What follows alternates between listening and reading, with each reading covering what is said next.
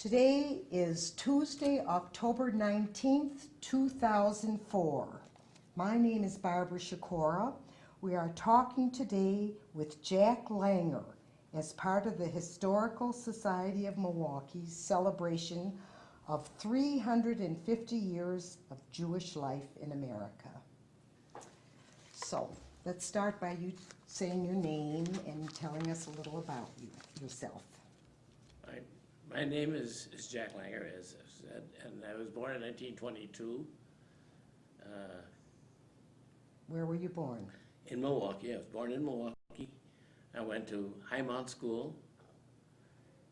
From there I went to Stuyvesant Junior High.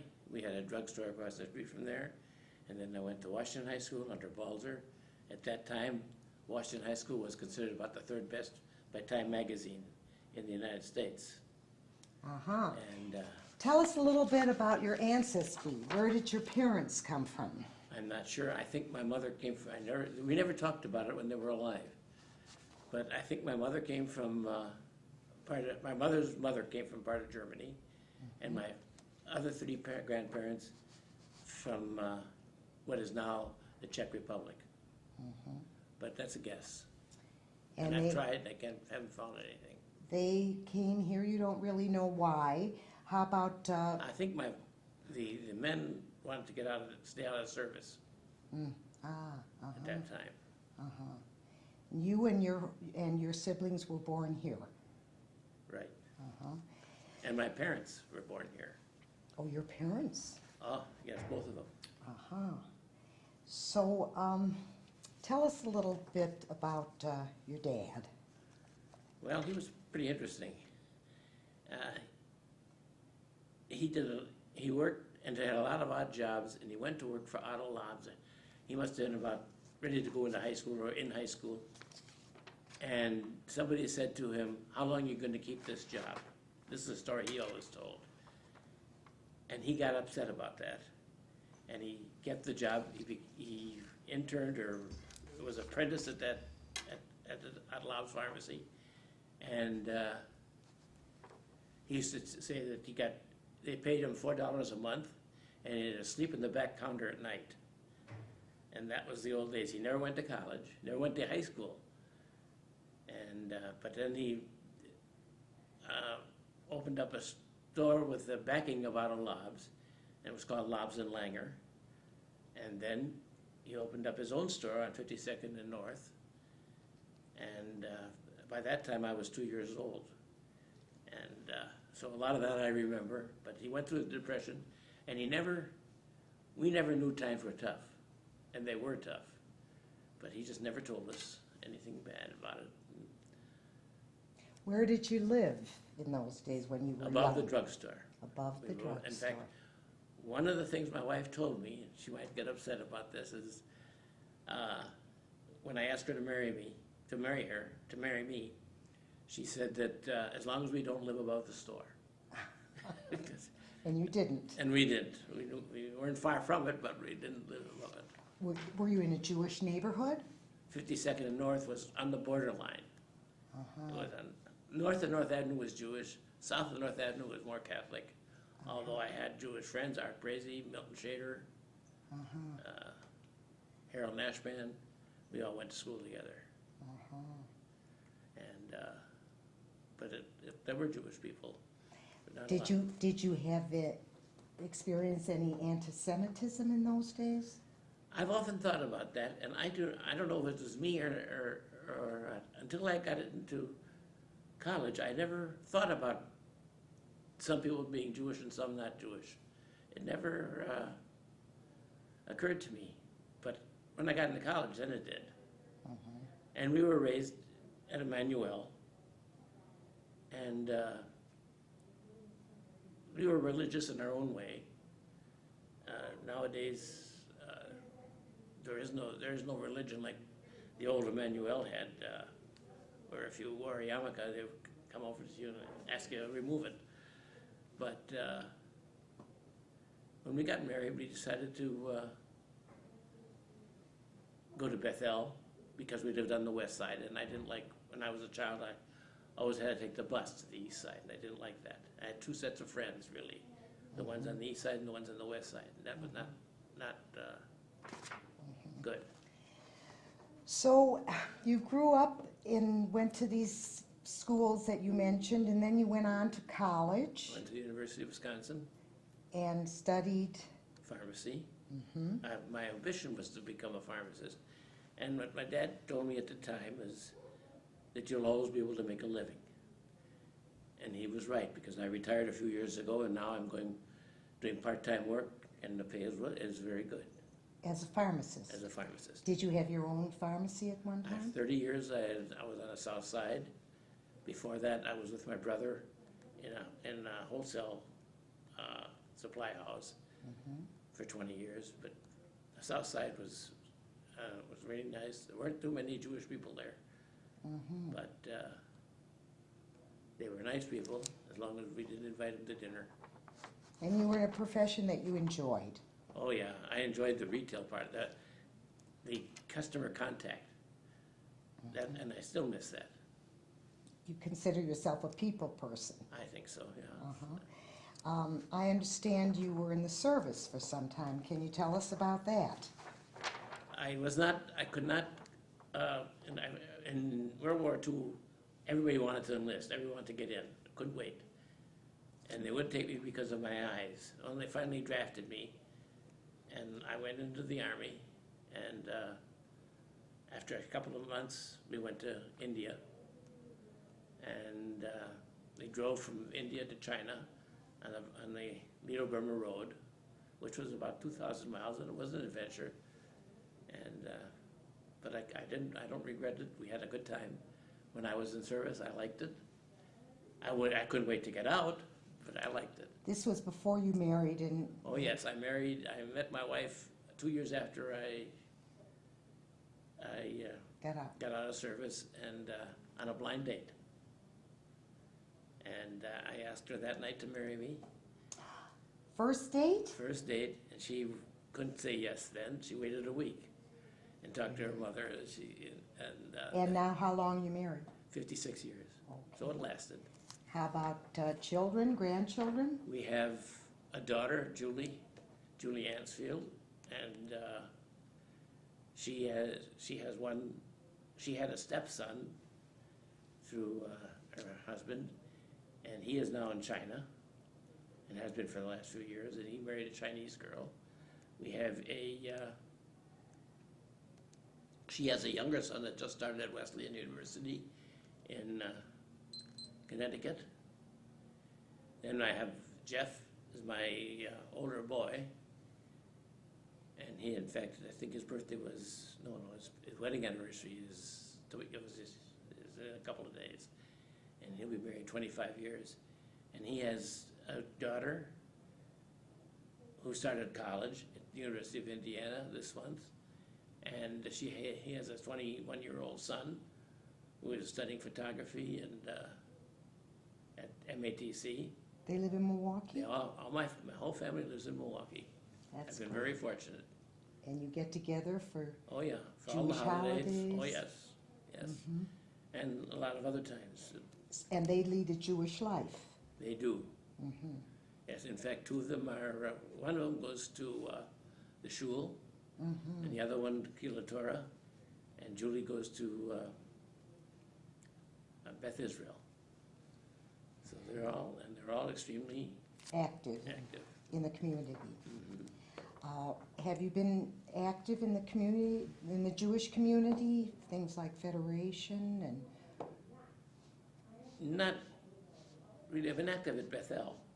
Uh-huh. And I don't, it's hard to, I'm not going to say things that I've done or didn't do. We want to hear it. Well, I don't know. I really don't. That would be up to somebody else to say if they happen to know me. Okay. I'll What think of a about- lot of things later. What about some of your pictures? I see you've brought in some interesting pictures. Can you show us a couple of them, this being the first? Well, this is my father, and I don't know when it was taken. And this was me in service. I was sometime around 1945. And this was a friend of mine. We only had 4 Jewish fellows in our outfit.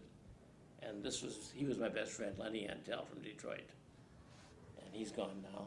And this is me, and this is me on a rickshaw in China.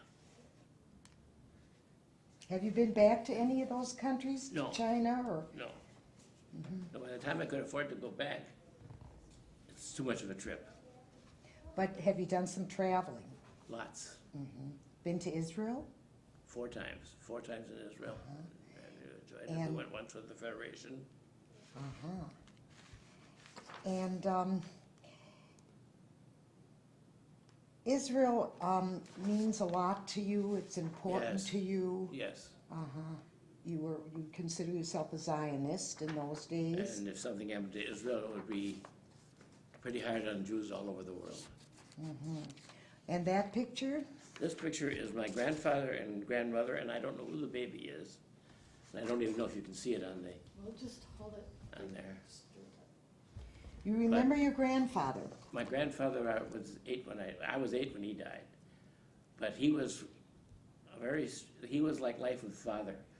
We didn't say anything at the table. We couldn't talk at the table. The children could.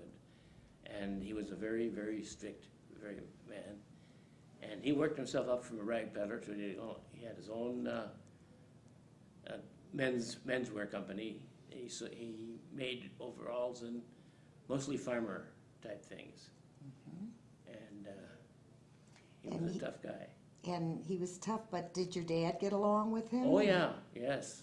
But he was the only one of the son-in-laws that didn't go into business with him. But he had a profession. He didn't have to. How about your mom? Did she? My mom was one of 4 sisters, and they were very close. We used to call them Vina, Mina, Olga, Norma. My mother was the youngest. She was Norma. And What was the maiden name? Abeles, Abeles. That was. And there was right somewhere right near where the Bradley Center is. He had his factory. And we used to go there and smoke chocolate all the time because of him. Ambrosia chocolate was there. And your siblings? Well, I haven't told you about my youngest son either. Oh, sorry. There's another boy. Jeff went into pharmacy, and most of the Jewish people around town seem to know him. He works in Fox Point, so he's seen just about everybody at Osco. And he is now going into a pet pharmacy. And he's moving in a few months, and he just fills prescriptions for pets, but he still maintains his job at Osco. And my daughter does side trips for travelers, and she's doing well. And my youngest son is an accountant with Jefferson Wells, and he now lives in Milwaukee and with his family. His wife is Sharon Siegel, the Cantor's daughter, and Jeff's wife is Patty Goldman, and of course Julie doesn't have a husband, but they're all in good shape. Now my brother is Herman. We were in business together for 20 years, but there just wasn't enough money being made for the 2 of us. So I sold out to him and opened my own store. And your grandchildren, do you see them headed towards the Jewish life? Yes, yes. How do you see the Jewish life in Milwaukee in the future? Well, I hope my children marry Jewish people, my grandchildren, and it's a tough struggle in Milwaukee and Milwaukee is not unique. It's all over the country. I read the foreword, and the same problems exist in every major city. Which is? Intermarriage. And there's a lot of discussion about it. There's whether you should welcome the spouse or not welcome her or him. But, and I don't know any answers. But You it's, think the Jews have a future, a good well, future in the future? they've gone pretty good for 5,000 years. They should. But I'm talking about Milwaukee. Well, in Milwaukee, yes, I think that they'll survive. There's still about 25,000 of us. And people know who we are, and I don't think, now I may be very wrong, but there isn't as much anti-Semitism today as there was a few years ago, which is good and bad. That's why there's so much intermarriage. I understand your father was very close with the elder Rabbi Twersky. Do you remember that? He Can you say? was. His last request was that Rabbi Twersky come and see him, and he did. But he was close to all the rabbis, Rabbi Feldman, Rabbi Twersky, Rabbi Swisko. He started Rabbi Swisko on smoking fancy tales, Webster fancy tales. And he was not a real religious person, but he respected those that were. Let me ask you a few philosophical questions, if I may. Is there any lesson in life that you've learned that has carried you through? Honesty. My father said, and my children will say the same thing, you're a Langer and you've got to live up to it. And that's probably the biggest lesson I've ever had. And my wife feels the same way about her maiden name. If she saw a $20 bill, she'd go go high heaven to find out. If she found someone on the floor, she'd do the best she could to find out who it came from. What are you the most proud of? The fact that I got this far, I think, and we have a nice home and Family. family. I'm proud of all of my children and my grandchildren, my wife and her family. Can you remember any people from your childhood that acted as mentors, a teacher or somebody that you learned a lot from as a child? Well, I had some very good teachers. In fact, it's only a few years ago that my third grade teacher passed away.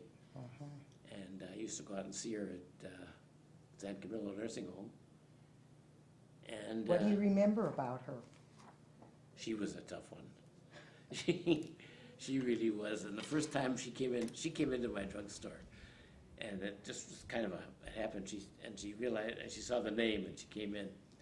She said, "I remember you and Wally Kearns, and you used to put the girl in front of us, Ruth Padway, used to put her curls in the inkwell. We had inkwells in those days,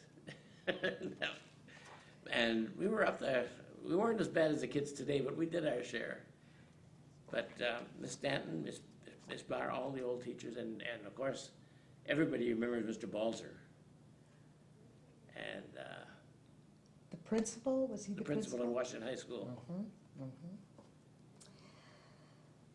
Do you have any regrets? Anything that you would do No, differently if you lived your life over? I've thought about that, and I could have done things that I could have made more money and done things differently. But I wouldn't have met my wife if I'd have done that, and I wouldn't have had the family that I have now. And in that sense, I don't regret a thing. What was the happiest moment in your life? I knew you were going to ask me that. I think our wedding, or I knew my children. And next I know what you're going to ask me. The saddest. Yes, I know. Well, losing our parents for both of us and my sister-in-law, that was tough. She was only 40 years old. What happened? She had cancer.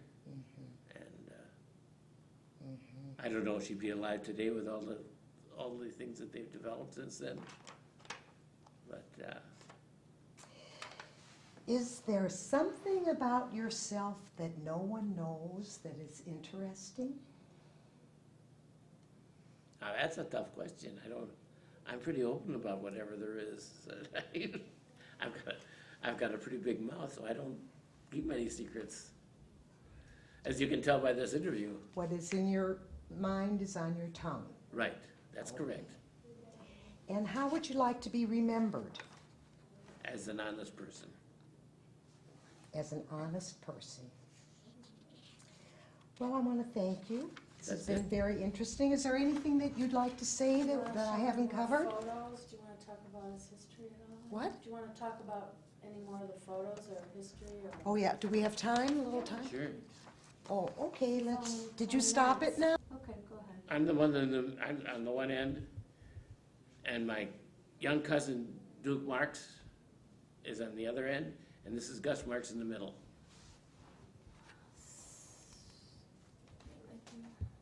And I mentioned did you get my grandparents before?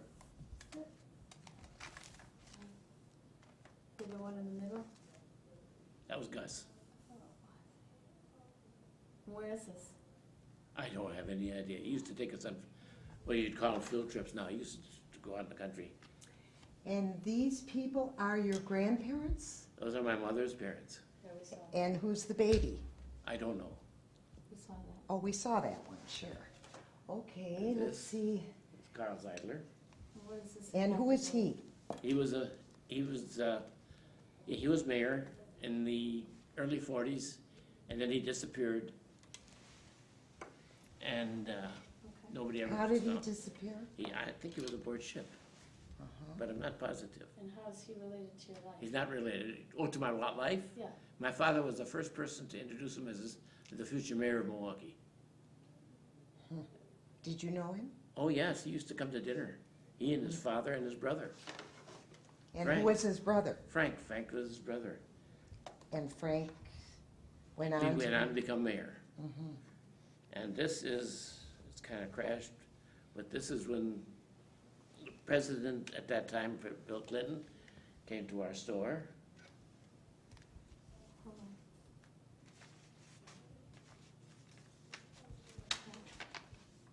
Oh.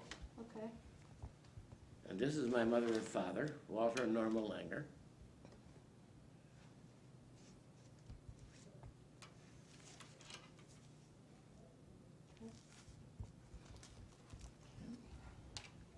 And I don't know who's who on this picture, but that's Lob's Drugstore.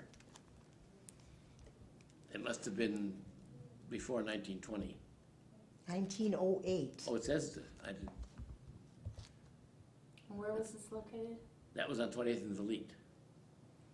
It said, it's not right on the back. 47th and Lisbon? No, that was later. That was later. That was this one. And the backs are, the way she had them in an album. Ah, mm-hmm. And this is? This is my father's store, Uh-huh.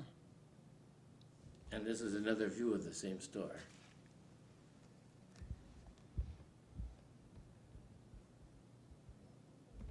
Oh, Good. and there's another number of people. This I know is my father, and this is his brother. Mhm. Hold that up. And the rest of the people you don't know? Well, one is my aunt, but I'm not sure which one. Uh-huh, uh-huh, and, And Bella Keller. uh-huh. Now, this is an interesting one. Tell about some of the things that you show here. What are these? Well, in the old days, that's how they did prescription bottles. Of course, everything was compounded in those days. You made everything up. So that's what they had. I don't have this set, but I think my son has this other set that we had in our store. But Glass bottles? glass bottles with these decals, these labels on them. They're not decals. They're very fancy stuck-on labels. Uh-huh. But this one, I remember this. I was too young to be in the picture. That was my father's grand opening. And this is, I don't know if I can do this or not. This is Otto Lob's picture. And then back here with the mustache, with the Hitler mustache, that was Les Bailey. He had the Bailey Motor Car Company at that time. And then Walter Trittner is in here. I can usually pick him out, but I can't see. Oh, here he is. And he did a lot of building in Milwaukee, including our building. And these were taken, now it says they're 32, but it was not 32. It was in 14 or so. My father became a pharmacist in 1908. Where did he go to school? He didn't. He slipped in the back and he learned it from Otto Lobbs. He was an apprentice. Yeah, and Otto Lobbs was really his mentor. Ah. And we used to have dinner with him a lot. Well, this has been very interesting. We thank you for coming in and wish you well. I think that covers just about everything. Oh, this is my wife. Can't forget that. And then, of course, we had a fire in our store. What happened? It was so smoke-filled and all, and I went in after the backup tapes for the prescription department. And then my son that was one of his jokes that made me choke. Great, thanks a lot.